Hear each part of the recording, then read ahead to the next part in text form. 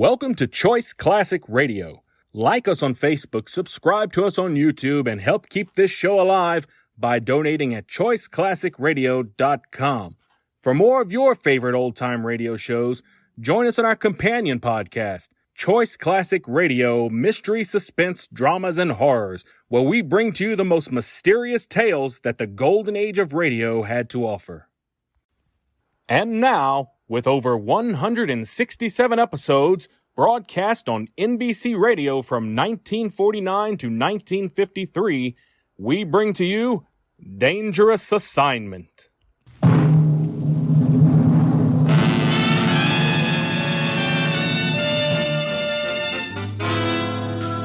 Dangerous Assignment, starring Brian Donlevy as Steve Mitchell.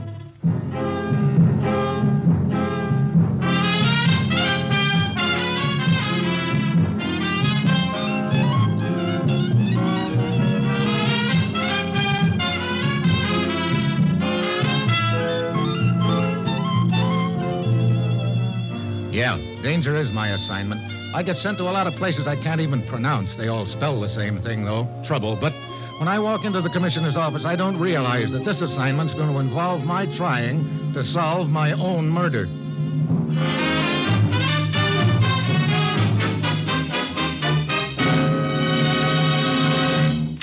Morning, Commissioner. Ruth said you had an assignment for me. You know, you're looking pretty good after all. Thanks. This morning. You look dandy, too. Any reason why I shouldn't look all right? Well, according to all the known laws of medical science, right now you should be looking bad. Yeah, why? Last night you dropped dead. Oh, well, if that's all of...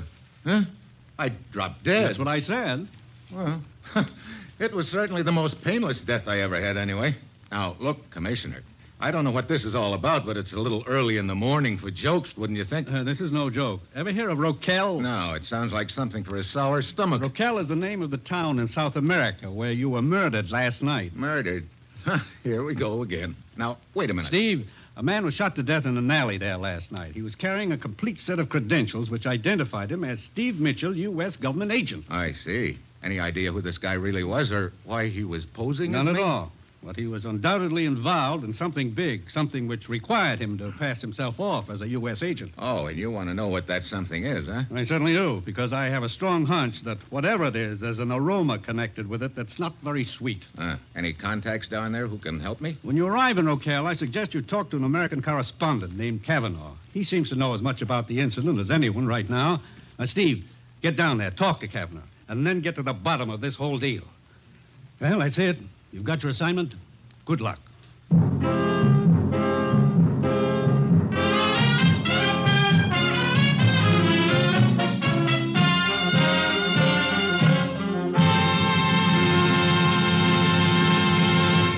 The National Broadcasting Company is presenting Dangerous Assignment, starring Brian Donlevy in the role of Steve Mitchell, colorful, two-fisted government agent.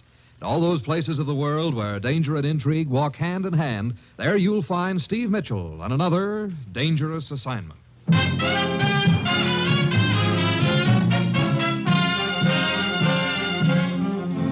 Sure, I've got my assignment. Just run down to the little town of Roquel in South America and find out who killed me and why. At this point, it sure looks like somebody doesn't like my name much. One man's already been killed just for assuming it. That gives me an uneasy hunch about what's ahead for me, the real owner. It's Wednesday when the plane lands at Roquel, and I find the American correspondent Kavanaugh in the nearest bar. Well, now I've seen everything, Mitchell. A corpse comes wandering around to find out who killed him. Yeah. And what I'm wondering right now is why I ever picked this flea-bitten town to get myself knocked off in. You really must have been hard up for a spot, believe me. Hey, look, Kavanaugh. This guy who got himself killed, did he look anything like me? No. He was an American, too, but that's about all. But those credentials he had, I got a look at them, and they sure looked like the real McCoy to me. Yeah? What do you think the guy's angle was, Mitchell? That's what I'm down here to find out. What can you tell me about the actual shooting? Well, it took place in the alley right outside this bar. Oh? Were you in here at the time? Where else? Silly question. Well, go on. I heard a shot. I ran outside. The guy was lying on the ground. Somebody was bending over him. Oh? Looked to me like he was trying to get something out of the dead man's pockets. Did you get a good look at him? No, it was too dark. As a matter of fact, I'm not sure it was even him. I see. This guy's body at the morgue? Yeah. Come on, I'll take you over there.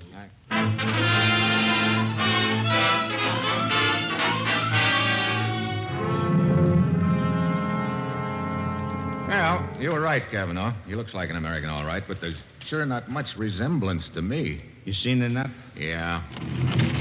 I'd like to take a look at those phony credentials. You happen to know who's got them now? Well, the police, I imagine. Okay, I'll check there. Hey, you know who those people are who just came in, Kavanaugh? They seem to be heading this way. Well, the stocky guy in the uniform is Colonel Gomez, head of the National Police. Oh? But I've never seen the other guy or the dame before. But I'm certain, Colonel, that he was not involved in anything criminal. That is for us to determine, Senora. Hello, Colonel. Oh, Senor Kavanaugh, the American journalist. Colonel, I've got someone here I know you'll be interested in meeting. The real Steve Mitchell. So, Glad to know you, Colonel Gomez. and are you, Senor? I am indeed happy you have been sent down here to help us clear up this mystery. Well, looks like I didn't go over so well with the little lady here. She has indeed good cause for alarm at being confronted by you, Senor Mitchell. How so? Because this is your wife. Is my view... Well, I seem to have pretty good taste. By which I mean to say that this woman is Senora Maria Mitchell, wife of the man who was posing as yourself. And this is her brother, Senor Miguel Escobar. Escobar? Senor? Senora, how long was your husband using my name? But I did not know he was using anyone's name, senor. I thought it was his own. He was using it when I first met him. Oh? How long ago was that? A little over a month. Only a month? And yet you were married to him? Senor, if you are casting reflections upon my sister, you will answer Cool to me. down, Escobar. I'm not casting reflections on anyone. I'm just trying to find out a few facts. You will answer, Senor Mitchell, Senora Mitchell. I mean, Senora... Well, answer him. See, it was true I had not known him long. And I met him in a cantina, a bar. Everything was against us. And yet I loved him. And now he's dead. Look, have you any idea what your husband could have been involved in? Senor, can you not see that this is a very bad time to question my sister? I insist that Look, you... Escobar, a guy using my name has been killed. It's important to me to find out if he was killed because he was using my name. If so, whoever did it will be trying to do likewise to me. So suppose you just button up your... I am lip. merely trying to protect my sister. I wonder. What do you mean by that? Senor Escobar, you will hold your tongue. Senor Mitchell has every right to ask any questions he desires. Thanks, Colonel, but I guess that'll be all for now. I would like to look at the dead man's effects, however. But of course, if you will come with me into the next room. I'll be out here when you're through, Mitchell. Okay, Kavanaugh. The effects are on the table. Yeah. Well, not much here to give us a lead. Cigarettes, matches, money, key. Yeah, wonder what the key's for. The dead man's apartment. I searched it personally, but could find nothing that might throw any light on this matter. I see. Mind if I take the key? But of course not. It is possible you may find something that I may have missed. Colonel Gomez, what do you think this is all about? I wish I knew, Mitchell. It's all very perplexing. Yeah. Anything cooking in this country in the way of intrigue or anything like that? Not that I know of, and I am certain I would know if there were. You see, Mitchell, as head of the National Police, I am actually second in command to El Presidente. I see. Okay, Colonel. I'm going over to the dead man's apartment. I'll see you later.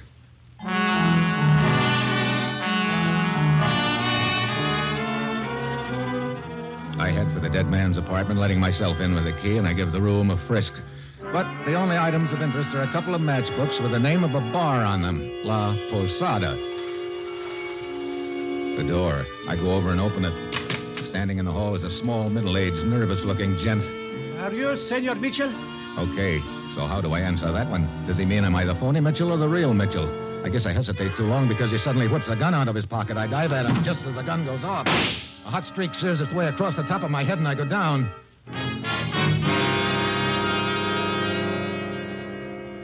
I come out of it a few minutes later, complete with a red-hot crease on the top of my head.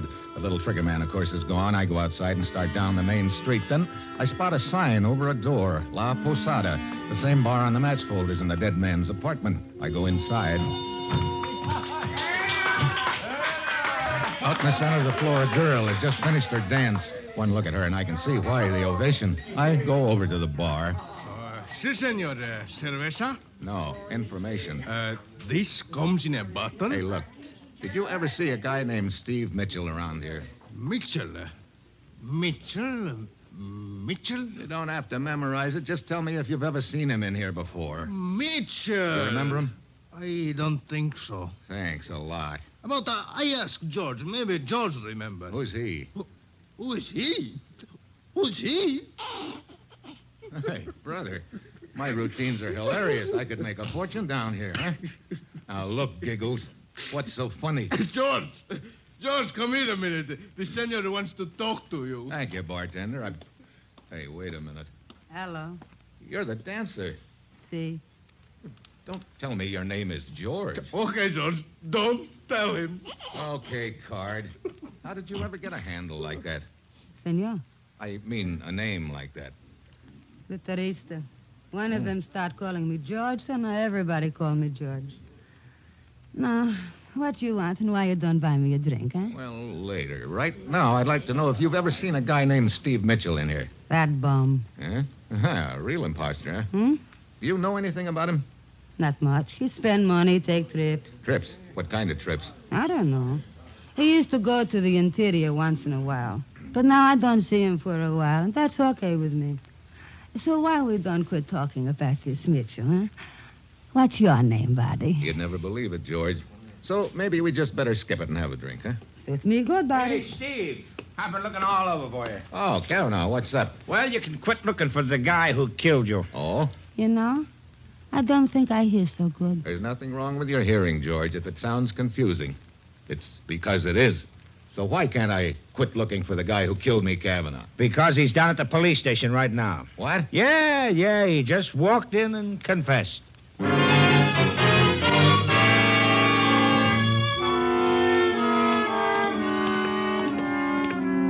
Colonel Gomez has him in that room down the hall, Mitchell. Okay. Now, if we can just find out from him why he killed this guy who was posing as me. Well, here we are. That's him. The little guy sitting there. Hey, Senor Mitchell, you're still alive. it sure isn't your fault I am, Buster. Hey, what's this all about? Si, Senor Mitchell. Perhaps you will be good enough to explain. It's very simple, Colonel Gomez. While I was searching the dead man's apartment an hour ago, this little character showed up at the door and asked if I was Steve Mitchell. While I was trying to figure out whether he meant the real Mitchell or the phony Mitchell, he pulled a gun. I dove for him and deflected his aim a little, and he creased my head and took off. I would have sworn you were dead. But what is this about the real Mitchell and the phony Mitchell? Night before last, the man, posing as myself, got killed in an alley.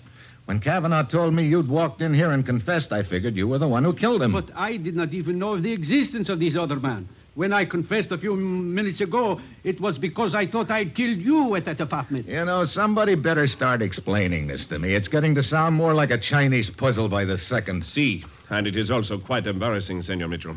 How so, Colonel? This little character, as you call him, this man who shot at you, is Senor Morilla, a respected member of our National Assembly and a loyal supporter of our government. What? Oh, this is going to look great in print. I was convinced that I was acting in the best interest of my country, Senor Mitchell. I repeat that I did not know a man had been impersonating you. That, of course, explains everything. Well, I'm glad to hear it makes sense to somebody. Senor Morilla, a statement from you would be in order. Very well, Colonel. You see, for some time now, I have been concerned with the bands of rebels who are hiding in our mountains. Those rebels, again, you should realize, Senor Morilla, they are not powerful Allow enough. me to finish, Colonel Gomez. I planted one of my men in that camp to find out what they were doing. This man reported to me that a certain Senor Steve Mitchell had been going from camp to camp, promising United States backing to the rebels and offering to sell them guns and ammunition. What is this you are saying? Don't stop him now, Colonel. The deal's just starting to make sense. I was deeply shocked and bitter at what I considered to be the vile treachery of this man and of the United States, whom he claimed to represent. I learned his address here in the city. When I rang the doorbell, you answered the door, Senor Mitchell. I assumed you were the man I sought and fired at you. I can only say now that I am covered with shame. Well, it'll wash off. Right now, I'd like to hear a little more about these rebels in the interior. Well, that's always been sort of a touchy subject around here, Mitchell. You see, there's some people who sympathize with these rebels who believe that... Senor Cavanaugh, allow me to point out that when it comes to the affairs of this country, you are an outsider. If there are any statements to be made concerning these rebels, I will make them. Well, that suits me, Colonel. And speaking of statements, didn't your president make one a couple of months ago? To the effect that he intended to sit down with the leaders of the rebel bands and see if their differences and grievances couldn't be ironed out peaceably? I believe some such statement was issued to the press. Well, I don't remember those talks ever taking place. How come? Because I advised El Presidente against it. Oh? See, I considered it beneath the dignity of the government to recognize such rabble. You know, that's the funny thing about rabble, Colonel. It can get pretty powerful. Indeed. You speak as an expert in such matters, Senor Cavanaugh. Just an observation. This rebel did not used to be powerful. Now, we have known for some time that the rebels would like to march on the city. But they have always been low on guns and leadership. Now, however, it appears to be a different story. An enemy of my government is trying to arm these riffraff. Then it is possible they might feel strong enough to make their move. A move which would plunge our country into a bloody civil war. No, Morilla. This will never happen as long as I, Gomez, am alive. You must remember that I control the militia. I will search out these rebels in the hills and smash them now, all of them, before they can organize. There's one big thing wrong with that idea, Colonel. And what is that? A lot of people would be killed. If you mean the armed rebels, then I say good riddance. I think I've got a better idea. Suppose someone went into the interior, located the headquarters of the rebels, and talked to their leaders. Talk to them? Yeah, told them that this fake Steve Mitchell was exploiting them and that the whole thing is a racket. Senor Mission, whom do you have in mind to make this trip into the interior? Myself? You? Why not, Marilla? You're tired of living, maybe? Not particularly, Cavanaugh. Why? Well, those boys in the interior are pretty rugged. I'll take my chances that they'll listen to me. That sounds like a pretty crazy idea to me. Oh? Maybe you don't want me to make the trip, huh, Cavanaugh? Me? Why should I care one way or another? You know, that's just what I was wondering. Senor Mitchell, I appreciate the generosity of your offer, but I am afraid I cannot permit you to take the risk. Look, Colonel, my government has been dragged into this deal by that dead gun peddler and whoever is behind him. I think they'd feel a lot better if one of their agents could help straighten the thing out without bloodshed. I do not know. According to my information, the rebel headquarters are well hidden. Well, with time, I might be able to locate them. And there is the matter of the security of my government. If these rebels are armed, they must be smashed now. I feel I should give the order to the militia to search them out and destroy them. I'm asking you to delay the order until I've had a chance to talk to them. Very well. I will delay the order 12 hours. That's not very much. I can give you no more, senor. 12 hours in which to locate the rebels' headquarters and to undertake your journey. One which I sincerely hope will not turn out to be a one-way trip.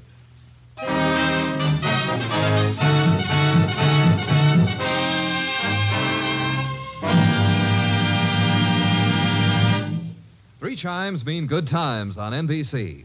For something new about the Army, hear the Phil Regan Show tomorrow on NBC. Coming from a different service base every week, Phil Regan brings you songs and fun and brings prizes to talented GIs. It's an exciting newcomer in your Sunday chime lineup on NBC. Also, Sunday means Cary Grant and Betsy Drake as Mr. and Mrs. Blandings.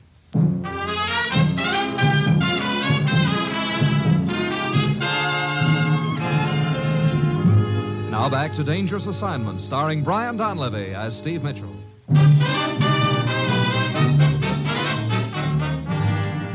So now I've got just 12 hours to prevent a civil war from breaking out.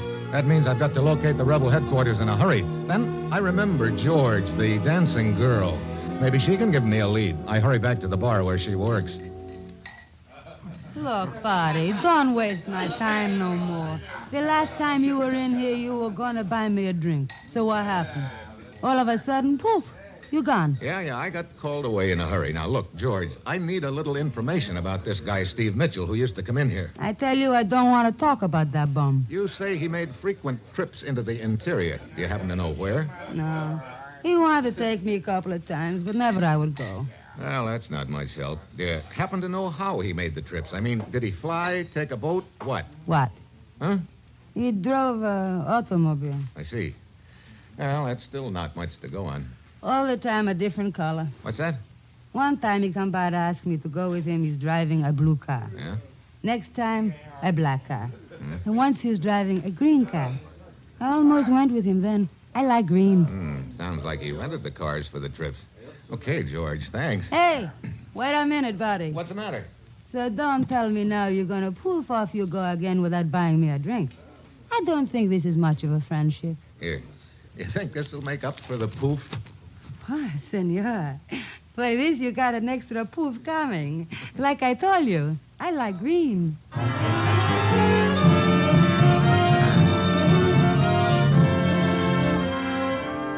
I start scouring the town for car rental agencies, and I find 3 of them. At the first 2, I draw blanks. Finally, along about dark, I work my way to the 3rd, and the old gent in charge is sitting in a little office fighting a brave but losing battle to stay awake. What was that name again? Mitchell. Steve Mitchell. Mitchell. Come on, Buster. Alfredo. Okay, Alfredo. Now prop open those peepers long enough to tell me whether or not a guy named Steve Mitchell ever rented a car from you. Steve Mitchell. Oh, see, he ran a car from me. How long ago? Oh, 2 or 3 days. Which car did he rent the last time? Over there, the green one. Huh? It's a nice car. You like to rent it, maybe? Hey, come on. Snap out of it. But it's so comfortable, and I'm so tired. Yeah, so am I. You keep mileage figures on your cars? Well, see, they're on the wall, senor. If you don't mind, you reach it, huh? Okay. Yeah. Here we are. Speedometer reading. Let's see. The car traveled a total of about 400 kilometers on the trip. Okay, got a map?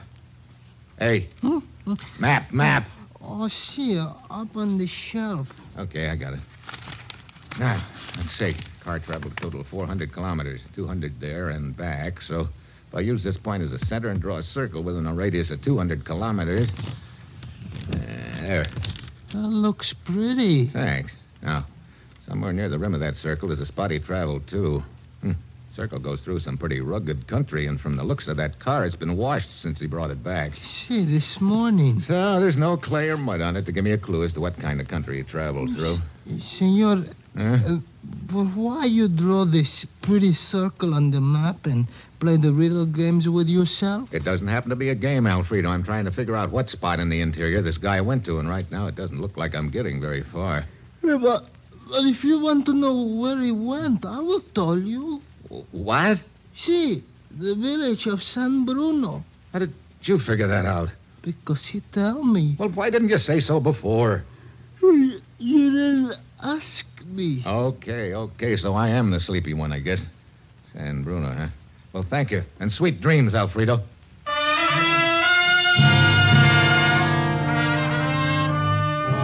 I get a block down the street, and then I realize I've forgotten to ask Alfredo if that guy ever took anyone with him to San Bruno. I go back. Alfredo Stilson's sitting in the same spot, his head on his arms. Didn't take him long to get back to sleep. I shake him, but he doesn't come out of it. I lift up his head, and then I see why. How can you wake up when your throat has been cut? Now I know whoever's behind this deal is keeping up with me every step of the way, and I realize this isn't the healthiest spot in the world for me right now. I get out of there fast. The streets are dark and deserted, and I take Avenida Ruiz, one of the streets that leads to my hotel. And then, as I'm walking along, I hear some steps behind me. I stop. They stop, too. I start walking again. So does the other guy. I stop again. This time the other guy keeps coming. Suddenly I see a glint of metal in the shadows, and I hit the ground. The slug bounces off the wall behind me. Before I can get a look at the trigger man, he ducks into the alley. I scramble to my feet and take off after him, but when I get into the alley, there's no one in sight. I pound through the alley to the next block, and then I spot a guy running across the square. He passes under a streetlight, and I get a look at his face. It's a newspaper correspondent, Kavanaugh. So, at this point, it looks like he's my boy, but right now I'm more interested in getting to the rebel headquarters of San Bruno because I know my time is running out. I phone the airport and tell them I'm on my way out. When I get there, they've got a transport plane warming up, and Colonel Gomez is waiting for me. Good evening, Senor Mitchell. What luck? Pretty good, Colonel Gomez. I think I've located the rebels' headquarters. Splendid. Where is it? Well, if my information's correct, it's near the village of San Bruno in the interior, and I think my information is correct because somebody sure didn't want me to find that out. What do you mean? The guy who told me got his throat slit right afterwards. I see. San Bruno. It is wild country, Mitchell. Yeah? But there is an emergency landing strip not far from the village. Incidentally, Colonel, how come you're wearing a flight jacket? I am to be your pilot, Senor Mitchell. Oh? See, you are making this trip to help my country. I feel the least I can do is share the responsibility and the danger. Okay, Colonel. Thanks. Hey, how about taking a passenger? Kavanaugh. Well, how about it? You think maybe you might get another chance to kill me up on that plane, huh, Kavanaugh? What? What are you talking about? Don't tell me that wasn't you I saw running across that square near my hotel right after that shot was fired at me. Mitchell? Sure, that was me. You promised me an exclusive on this deal, remember? Yeah? So when you started shagging around investigating, I thought I'd better follow you to keep posted. Oh? I heard the shot. I saw a guy duck into an alley, so I started chasing him. That's what I was doing, running across the square when you spotted me. But needless to say, he got away, huh? He sure did. Mitchell, you did not tell me of this attempt on your life. When did it happen? About a half an hour ago, Colonel. I was walking along the street towards my hotel when somebody took a shot at me. I see. You were fortunate to escape with your life. At Avenida Ruiz, it is a perfect spot for ambush. Poorly lit, several alleys. Yeah. You still haven't told me whether or not I get to go with you on this trip. No soap, Kavanaugh. Well, now, that's just fine, that is. You know, Mitchell, you could take a few lessons in gratitude. Yeah? Well, maybe you could take a few from One-Eye Connolly. Come on, Colonel.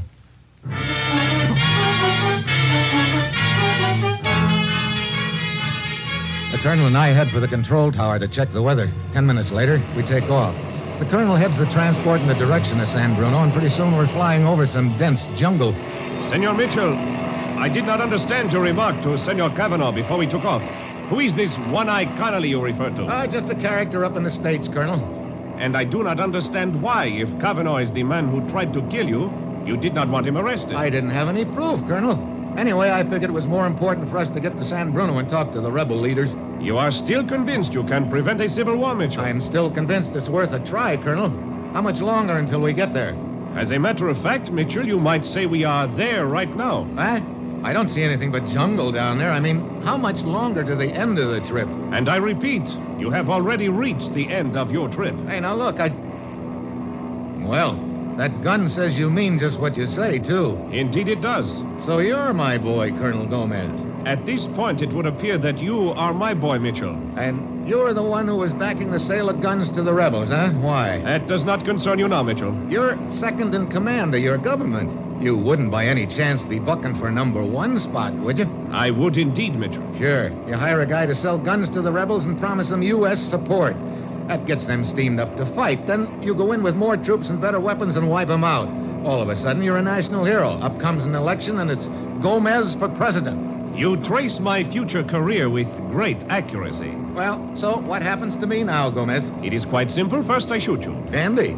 Then I push your body out of the plane. Then I fly back and announce that the rebels have killed you. And, of course, you'll use that as an excuse to move in with your troops. Exactly. Well, I'm sorry to disappoint you, Colonel, but that's not exactly the way it's going to work out. Indeed, and why not, may I ask? We're going to fly back to the capital, explain the whole thing. You're going to stand trial for murder, and 5 will get you 10. Your president will sit down and talk to the rebels and straighten everything out peacefully.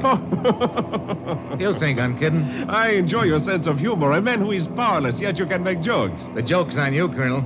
You see, a transport's a pretty good-sized plane. What do you mean? Just that we're not alone. What? If you don't believe me, look behind you.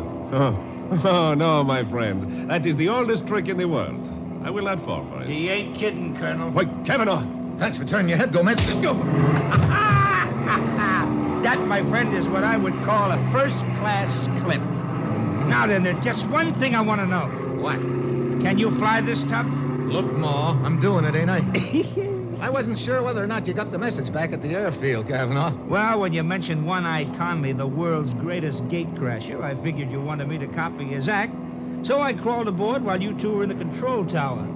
But what made you suspect the colonel? When I told him about the attempt on my life, he said the Avenida Ruiz was a dangerous street. Remember? But I hadn't told him where it had happened. I see. Well, I'll bet he'll be kicking himself for being such an eager beaver. He won't be worrying about that very long. Why, what do you mean? I've got a strong hunch that Eager Beaver is due to turn into a dead duck.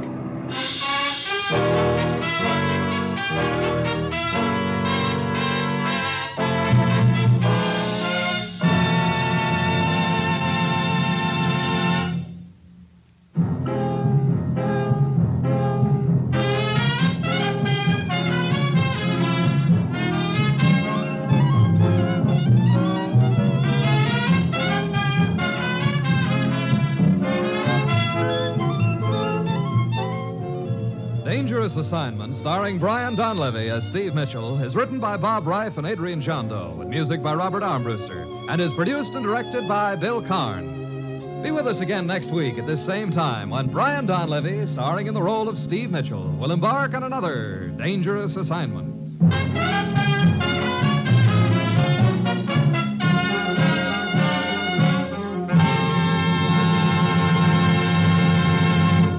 Three chimes mean good times on NBC.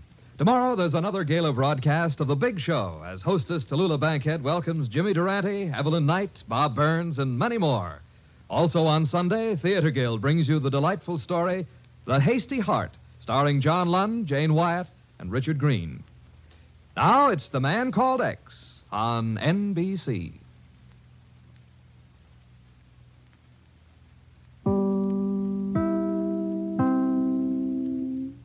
That concludes today's episode. We'd like to thank you and remind you to donate at choiceclassicradio.com. Remember, your donations make episodes like this possible.